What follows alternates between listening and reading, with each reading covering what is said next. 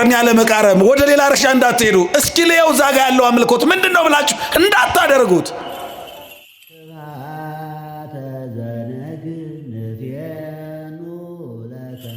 ጀምሮ በምስራች የሚደመደም ነው። መጽሐፈ ሩት በሐዘን ጀምሮ በደስታ የሚጠናቀቅ መጽሐፍ ነው። ገና ሲጀምር መጽሐፉ እንዲህ ነው የሚለው፣ መሳፍንት ይፈርዱበት በነበረው በዚያ ዘመን በሀገሩ ሁሉ ረሃብ ሆነ ይላል። ምን ሆነ? ረሃብ ሆነ። በረሃብ ምክንያት አንድ ሰውና ሚስቱ አቤሜሌክ የተባለ ሰውና ሚስቱ ኑሃሚን የተባለች አንዲት ሴት ከሁለት ልጆቻቸው ጋር በረሃብ ምክንያት ተሰደዱ ከቤተልሔም። እግዚአብሔር ከስደትና ከረሃብ ይሰውረን። አይወላችሁ ወላጅ እሱ ርቦት እየተሰቃየ ልጆቹን አዝሎ እማዬ እንጀራ ራበኝ ባክሽ እንጀራ ስጪ ሲል እኔም ርቦኛል ብላ እናት ስትመልስ ወላጅ ለልጁ የእንጀራ የዳቦ ጥያቄ መመለስ አልችል ሲል ከዚህ በላይ ልብ የሚሰብር ሐዘን የለም። በረሃብ ምክንያት ስደት ወጡ።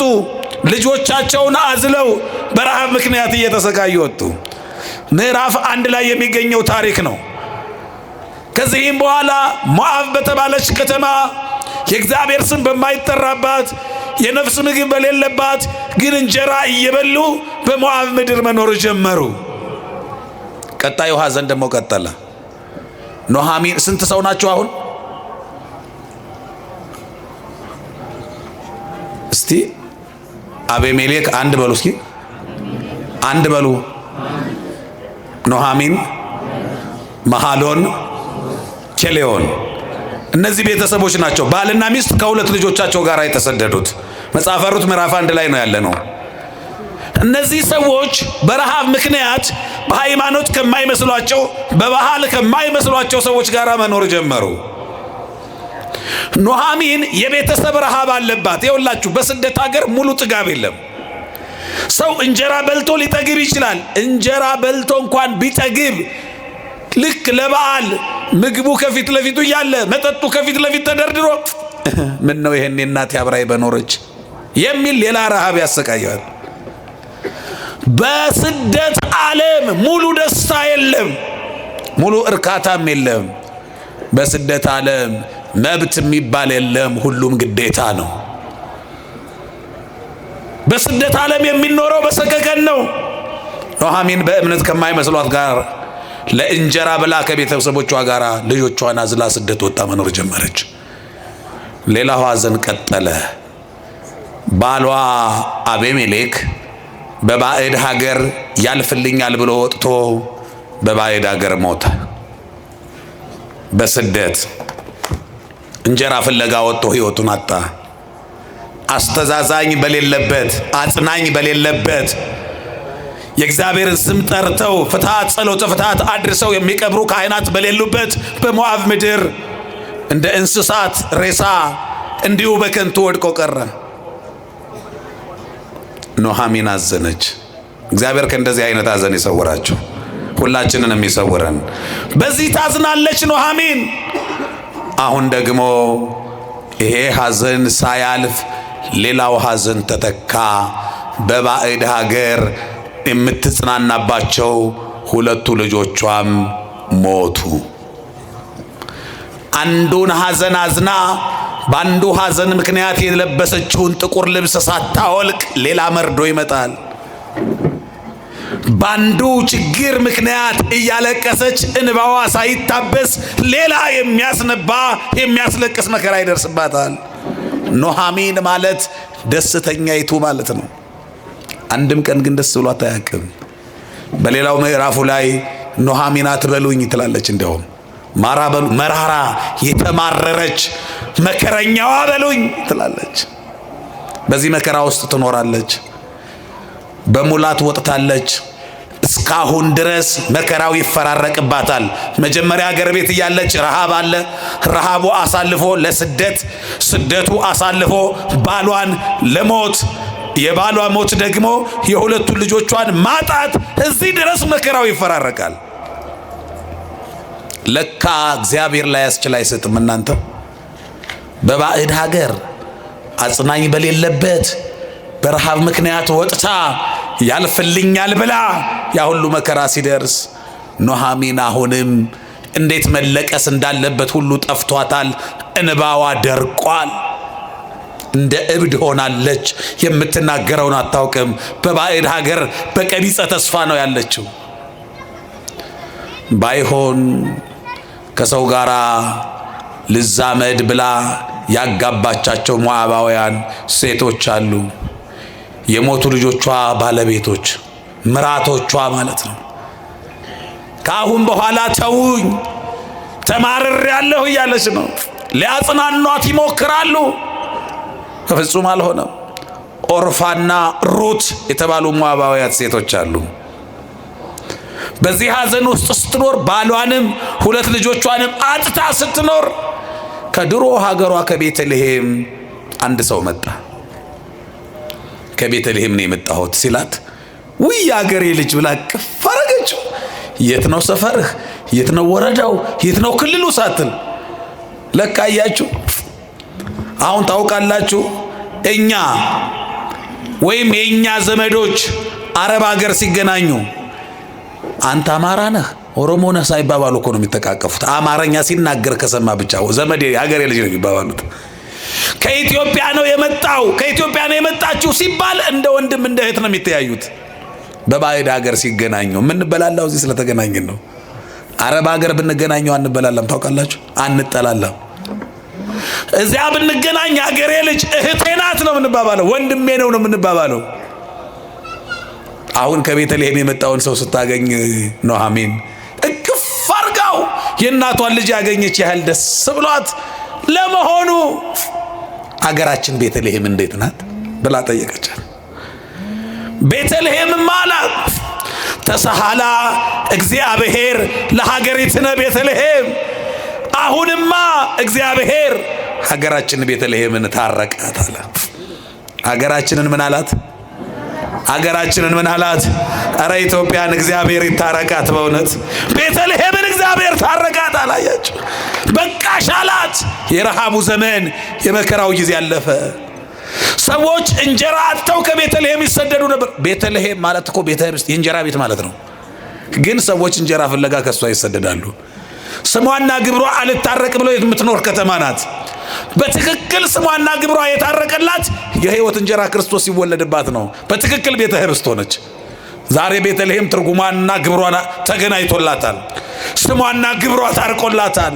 ያ የሕይወት እንጀራ ሲወለድባት ግን እስከዚያ ድረስ ስሟና ግብሯ ተጣልቶባት የእንጀራ ቤት ተብላ ግን ምንም እንጀራ የሌለባት ሰዎች እንጀራ ፍለጋ የሚሰደዱባት ሀገር ነበረች። አሁን ግን እግዚአብሔር ታረቃት። ሰው ሁሉ እንጀራ ፍለጋ ወደ ቤተልሔም ይዘምታል። ሰው ሁሉ እንጀራ ፍለጋ ወደ ቤተልሔም ይሄዳል። አሁንማ ሀገራችንን እግዚአብሔር ታረቃት አለ። ነው እንዴ አለችና አሰበችው። ስትወጣ በሙላት ነበረ፣ አሁን ግን ጎድላለች። የሕይወት ጉድለት እግዚአብሔር ከዚህ ይሰውራችሁ። በእውነት በሙላት ወጥቻለሁ፣ አሁን ግን በጉድለትም ቢሆን ባይሆን እኔ ለሀገር ያፈር ልብቃለች። ባይሆን እኔ እንኳን የእግዚአብሔር ስም የሚጠራባት ዛች ቅድስት ሀገር ልቀበር። ልጆቼና ባለቤቴ እዚህ በባዕድ ሀገር በአሕዛብ ምድር ቀርተዋል። በጉድለትም ቢሆን ሀገሬ ልግባ ብላ ተነሳች። በዚህን ጊዜ ሁለቱ ምራቶቿ ኦርፋና ሩት አብረን ነው የምንሄደው አሏት። አይሆንም፣ እስከ ዛሬ ድረስ እኔ ስደተኛ ሆኜ ኖሬያለሁ። አሁን ደግሞ እናንተ እኔን ተከትላችሁ ስትሄዱ እናንተ ስደተኛ ትሆናላችሁ። ግድ የላችሁም ተመለሱ ስትላቸው ኦርፋ ሐሳብ ቀየረች። በእግዚአብሔር መንገድሽን ያቅና፣ ሰላም ግቢ ብላ አቅፋት ተሳስመው ተሰነባብተው ኦርፋ ተመለሰች። ሩት ግን አልመለስም አለች። ምን አልልም አልመለስም አለች። እስቲ ቃል በቃል የተናገረችው ንግግር እንደዚህ ይላል። መጽሐፈ ሩት ምዕራፍ 1 ቁጥር 16 ላይ ደርሰናል። ሩትም እንዲህ አለች፣ ወደምትሄጅበት እሄዳለሁ፣ በምታድሪበትም አድራለሁ። ካንቺ አልመለስም። ሕዝብሽ ሕዝቤ፣ አምላክሽ አምላኬ ይሆናል። በምትሞችበት ቦታ እሞታለሁ፣ በምትቀበሪበትም እቀበራለሁ። ከሞት በቀር ካንቺ የሚለየኝ የለም አለቻት። አለች። አሁን ሩት ለካ እግዚአብሔር አምጬ የወለድኳቸውን ልጆች ወስዶ ሌላ አምጬ ያልወለድኳት ልጅ ሰጠኝ እግዚአብሔር። በምሞትበት የምትሞት በምቀበርበት የምትቀበር እስከ ሞት ድረስ አብራኝ የምትኖር ይህችን ልጅ ለካ እግዚአብሔር ሰጥቶኛል። መጽናኛ የዓይኔ ማረፊያ ብላ ተቃቅፈው ተላቀሱ። ጉዞውን ወደ ቤተልሔም ጀመሩ። ቤተልሔም ሲሄዱ መንገድ ላይ ያኔ ልጆቿን ይዛ ስትመጣ እዚህኛው ዛፍ ስር ምሳ በልተን ተጫዋውተን ነበረ ትላለች፣ ታስታውሳለች፣ ትዝ ይላታል። የሞተው ባለቤቷና ልጆቿ ያ እዚህ ጋር ቁጭ ብለው ሲቦርቁ ሲጫወቱ የነበረው ጆሮዋ ላይ ያቃጭላል ድምጻቸው። ትዝ ሲላት ታለቅሳለች። እንዴ ኑኃሚን እኔ እያለሁ እንዴት ታለቅሻለሽ ብላ እንባዋን ታብስላትና አጽናንታት ትቀጥላለች። አሁን ሩት እያጽናናቻት ቤተልሔም ደረሱ።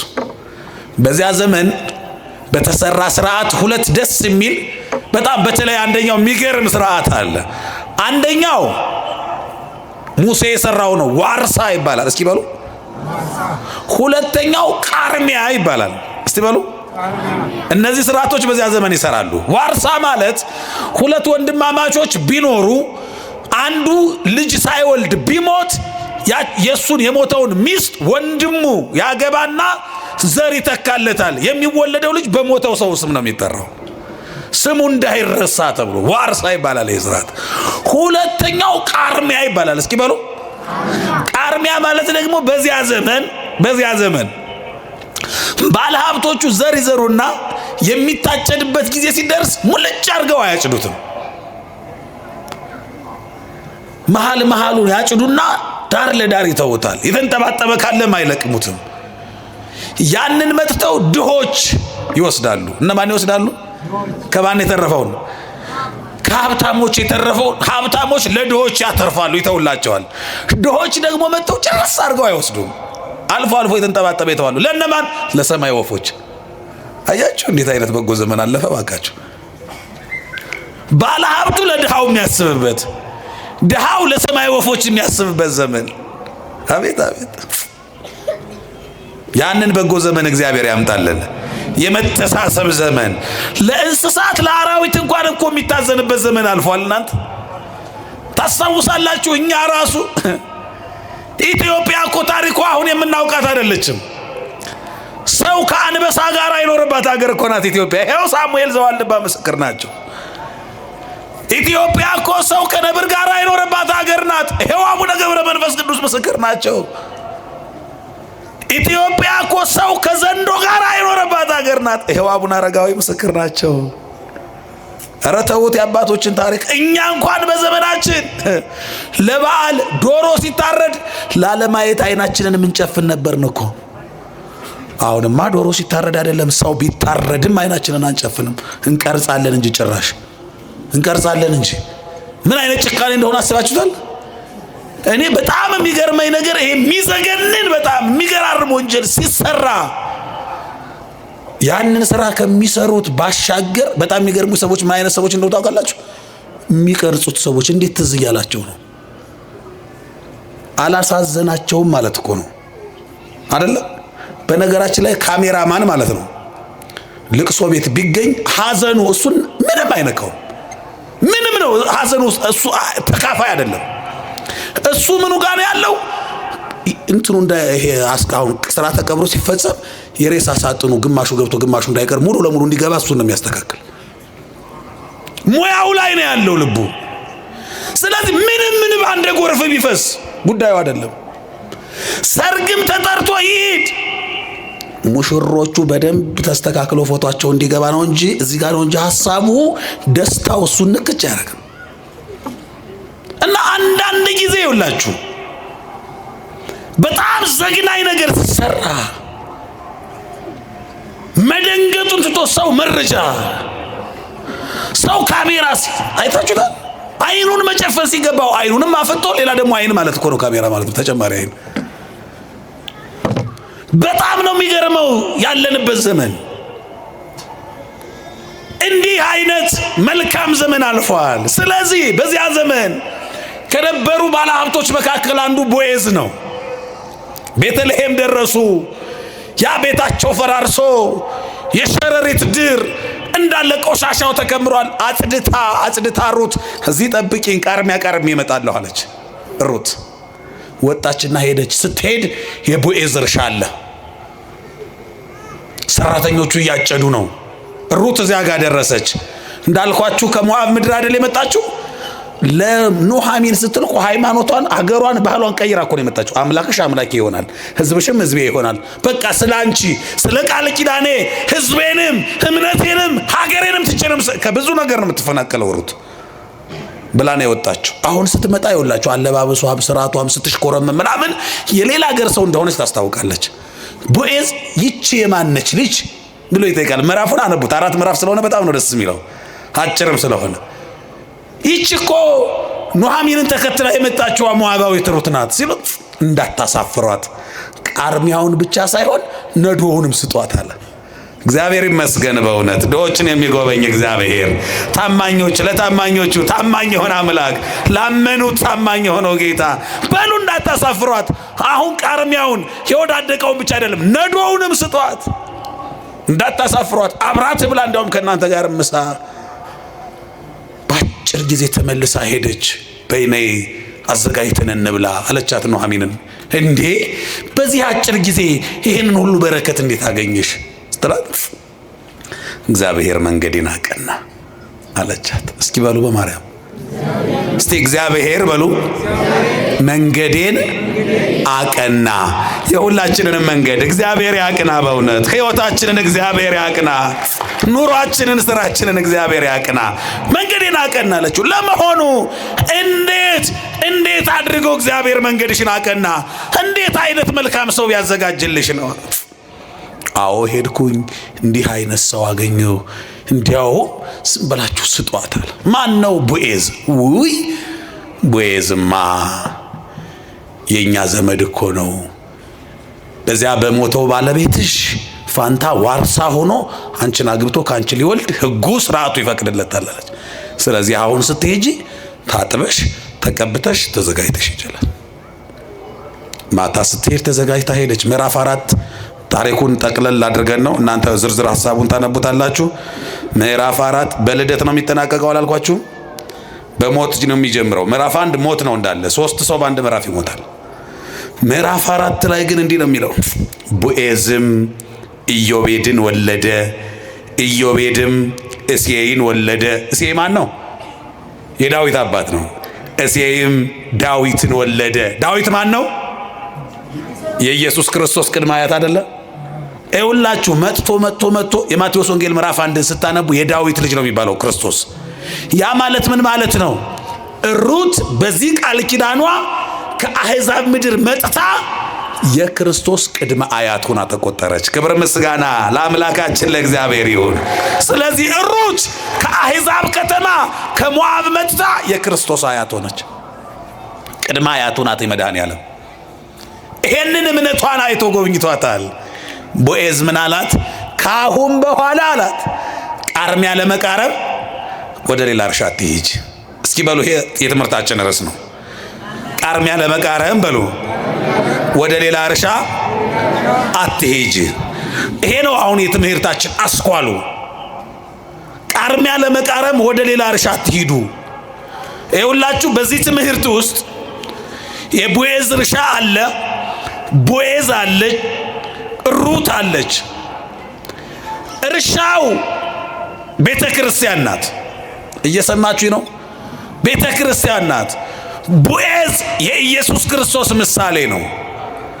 እንዳልኳችሁ በቦዔዝ እርሻ ወይም በኢየሱስ ክርስቶስ እርሻ በሆነችው በቤተ ክርስቲያን ብዙ ምርት አለ።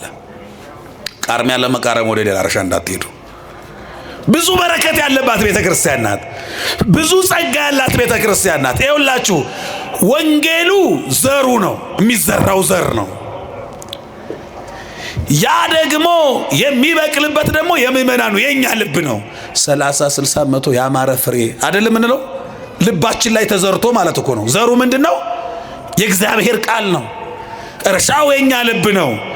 ያ ማሳው አጠቃላይ ደግሞ ግዛቱ ደግሞ የዚች ቤተክርስቲያን ምሳሌ ነው። ማረሻው እርፉ ደግሞ መስቀል ነው። አንድ መዝሙር አለ፣ አረሳት ኢትዮጵያን በእርፈ መስቀል። አባ ተክለ ሃይማኖት ሰባኪ ወንጌል የወንጌሉ ገበሬ ያርሰዋል። በምን? በመስቀል ማረሻነት በእርፈ መስቀል ይታረሳል። የሚዘራው ወንጌል ነው፣ የሚበቅለው መልካም ስራ ነው። ያ ማሳ ይቺ ቤተ ክርስቲያን ጠቅልላ የምትይዘው በዚህ ነው የሚዘራው። አያችሁ፣ አጠቃላይ ያ መልካም ዘር የሚገኘው ቃርሚያው የሚገኝበት ሙሉ ሰብሉ ያለው በዚህ ከዚህች ቤተ ክርስቲያን ውጭ ሌላ ቃርሚያ ለመቃረም ወደ ሌላ እርሻ አትሄዱ። ብዙ እርሻዎች አሉ እንክርዳድ የሚበቅልባቸው። በዚህች ቤተ ክርስቲያን የሚዘራው ዘር ግን እንደ መገበሪያ ስንዴ የተለቀመ ዘር ነው። የሰዓታቱ አለ፣ የኪዳኑ የቅዳሴው አለ። በዚህች ቤተ ክርስቲያን ይውላችሁ የማይገኝ በረከት የለም። ጸጋ ሁሉ የጸጋው ግምጃ ቤት ናት ቤተ ክርስቲያን። እንዲህ ይላታል አባ ጊዮርጊስ ዘጋስጫ፣ ቤተ ክርስቲያን ትትመሰል በጽርሐ አርያም ዘላይሉ። ቤተ ክርስቲያን በላይ ባለችዋ በጽርሐ አርያም ትመሰላለች አለ። ቤተ ክርስቲያን በምድር ብቻ ያለች ተቋም አይደለችም። በነገራችን ላይ ቅዱስ ያሬድ ሲናገር ሐረገ ወይን እንተ በምድር ስረዊሃ ወበሰማይ ጹቂያ። ቤተ ክርስቲያን ማለት ስሮቿ መሬት ላይ የተተከሉ ቅርንጫፎቿ ግን ሰማይ ላይ የደረሱ የወይን ሐረግ ናት። ቤተ ክርስቲያን በምድር አለች። ቤተ ክርስቲያን በየትም አለች፣ በሰማይም አለች። አገልግሎቱ ቃለ እግዚአብሔሩ ዜማው በምድር አለ፣ በሰማይም አለ። ካህናት በምድር አሉ፣ ካህናተ ሰማይም አሉ። ልዩነቱ ምንድነው ካላችሁ፣ ይችኛዋ ቤተ ክርስቲያን ይውላችሁ ገና ብዙ ፈተና የሚጠብቃት ቤተ ክርስቲያን ናት። ያችኛዋ ቤተ ክርስቲያን ግን ፈተናዋ ያለቀላት ቤተ ክርስቲያን ናት። ይችኛዋ ቤተ ክርስቲያን ይውላችሁ ንጹህ የሆነውም ንጹህ ያልሆነውም አንድ ላይ ሆኖ አምልኮት የሚፈጸምባት ናት። ያችኛዋ ቤተ ክርስቲያን ግን እንደ መገበሪያ ስንዴ የተለቀሙ ቅዱሳን ብቻ ምስጋና የሚያቀርቡባት ናት። እዚህ እንዲህ ተሰብስበን የምንዘምረው እዚያችኛዋ ሰማያዊቷ ኢየሩሳሌም ለመግባት ነው። አባቶቻችን በቅዳሴ ማርያም መጨረሻ ላይ እንዲህ ብለው ይመርቁናል። እናንት የክርስቲያን ወገኖች በዚህች በምድራዊቷ መቅደስ እንደተሰበሰባችሁ ከገቡ መውጣት ካገኙ ማጣት በሌለባት በኢየሩሳሌም ሰማያዊት ይሰብስባችሁ ይላሉ። አሜን። ይሰብስበን መድኃኔዓለም፣ መጨረሻችንን ያሳምረልን እግዚአብሔር። ስለዚህ የተወደዳችሁ የእግዚአብሔር ልጆች ቃርሚያ ለመቃረም ወደ ሌላ እርሻ እንዳትሄዱ። ይሄው እዚህ አለ በቂ የሆነ ሁሉን የሚያስቀና ጠላት ሁል ጊዜ አይኑ የሚጠቁርባት ማንም ላይ ያላነሳውን ጥላቻ ለዘላለም የሚዘምትባት ከጥንት ጀምሮ እቺ ቤተ ክርስቲያን ናት። ይውላችሁ ሁሉ እየተነሳ የሚቀስርባት ጣቱ እንደ አበሻ ዳቦ ከላይም ከታችም እሳት የሚነድባት። እኔ በጣም እኮ ነው የሚገርመኝ እናት ጽናቷ፣ የቤተ ክርስቲያን ጽናቷን አይታችሁታል። እኛ ራሳችን እኮ ወዳጆቹ አይደለንም። ተዝረክርከን እሷን የምናሰድብ ነን። ራሳችን ጠላት ነን። ከውስጥ ጠላት አለ፣ ከውጭ ጠላት አለ።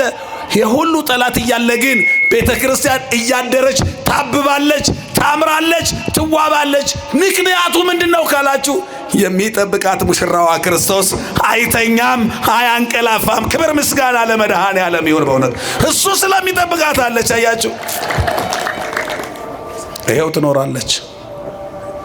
እኔ በዚህ ሁሉ ማዕበል ውስጥ በዚህ ሁሉ መከራ ውስጥ እንዲህ የምታምረው ቤተ ክርስቲያን ሁሉም ቢደግፋት ምን ልትሆን ኑሯል? ምን ልትሆን ኑሯል? እንዴ በቃ ገነት የምትለው እንቶ ጌታ ሆይ እዚሁ ገነትን አግኝተናት አልነበር ምንለው? እንዴት ያምርባት ነበረ! ይሄ ሁሉ እሳት እየነደደ ይሄ ሁሉ መከራ እየተፈራረቀ ዛሬም ታብባለች። ጥምቀት ሲመጣ እልፍ ሆነን እንወጣለን። እንደ ዕለት ሙሽራ ትፈካለች፣ ታስቀናለች። ጠላት አይኑ ይጠቁራል፣ ትቀጥላለች። ትናንትና አትኖርም ያሏት እነሱ የሉም፣ እሷ አለች፣ ገናም ትኖራለች። ለዘላለም ደግሞ በሰማይ ትቀጥላለች። በዚያ እንሰበሰባለን። እንዲህ አይነት ቀጠሮ ያለን ሰዎች ነን።